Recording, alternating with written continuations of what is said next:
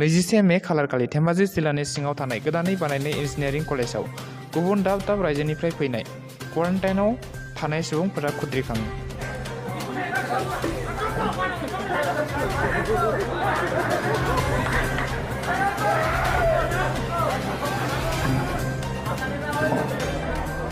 क्वारेन्टाइनआव थानाय सुबुंफोरा मोनथिहोनाय बायदिब्ला बेवहाय नांगौ बायदि माखासे मुवाफोरखौ मोननो हायाखै, जेरै हेन्ड वाश, मास्क, जानाय आदार, लोंनाय दै, थानाय साब सिखोन बायदिनि सुबिदा मोनैयाव हरनि 8 रिंगासोआव दै लाबोग्रा मुवा, चेयार, टेबोल बायदि बेसादफोरखौ गारखौ गारसि खालामनाय बायदि दावराव दावसि सोमजिखाङो।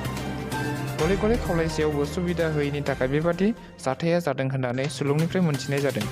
बेबायदि दावराव दावसि जानाय खौरांखौ मोनना पुलिस बिफाना 22 मेनि 11 रिंगायाव फैना गासिबो सोरबिथिंखौ नायगिरिनि बिबान मोननाय आरो क्वारेन्टाइनआव थानाय सुबुंफोरखौ लाना जयै सावरायलायो।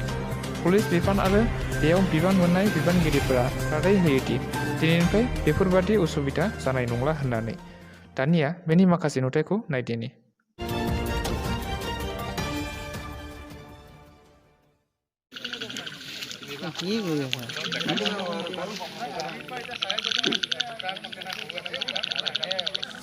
जोङो धेमाजियाव दङ दा नैबे धेमाजि जिल्लानि सिङाव थानाय गोदानै बानायनाय इन्जिनियारिं कलेजाव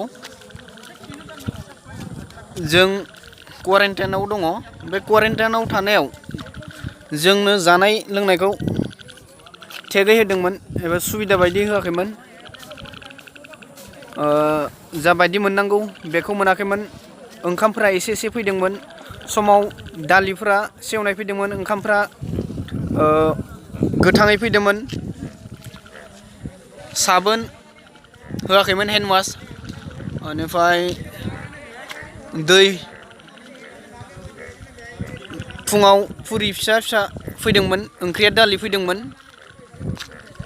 बेखौ कमप्लेन होदोंमोन मैया। बे कमप्लेन होनायनि उनाव दिनै पुलिस बिफाना फैनानै गोबांखौनो ज' लाफानानै मोजाङै मोजां बुजायलांबाय। एबारनिफ्राय बेफोरबायदि जाला होननानै खोथा होबाय।